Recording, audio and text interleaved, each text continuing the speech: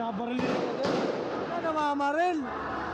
Umabot na umano sa pamamaril ang tugon ng pulisya sa nasa ilang lugar malapit sa Malacanang sa Maynila. Tila di umubra ang pag-water cannon nila sa mga naroon na namato.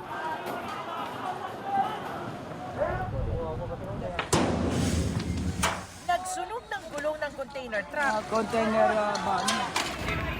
at motorsiklo. Panlipal to guys, panlipal na to guys. Tingnan yung motor guys, oh. Sinunog na. Nanira ng mga street signs at traffic lights.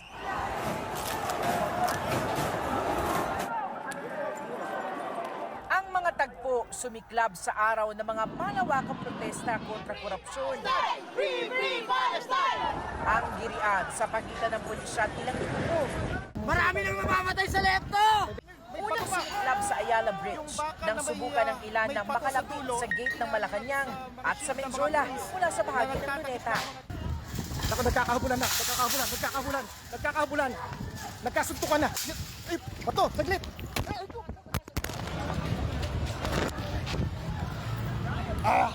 May tama ako sa mukha. Nagtuloy-tuloy yan pa Menjola kung saan sinira ang ilang gamit ng mga establishmento. Dahilan para arestuhin ng pulis ang ilang individual. Hanggang tuluyang umabot sa rekto kung saan pinasok ng grupo ang isang hotel. Sa isang post ng Department of Health, binanggit nitong 48 ang tinakbo sa ospital dahil anya sa gulo sa pagitan ng mga pulis at mga di pa kilalang sumabay sa kilos protesta.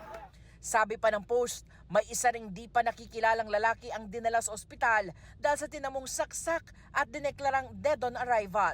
Hindi malinaw kung bahagi ng girian ang pagkakasaksak sa kanya. Sabi ni Interior and Local Government Secretary John Vic Remulla, walang namatay sa mga nagprotesta. I would like to debunk the rumors going around that someone died, that there was a death. There were 0 casualties.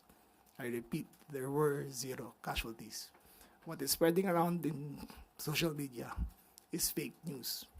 There were, however, people who got hurt. None of the protesters were seriously hurt. I repeat, none. By seriously, I mean that they would have to be hospitalized. The police got hurt more than the protesters.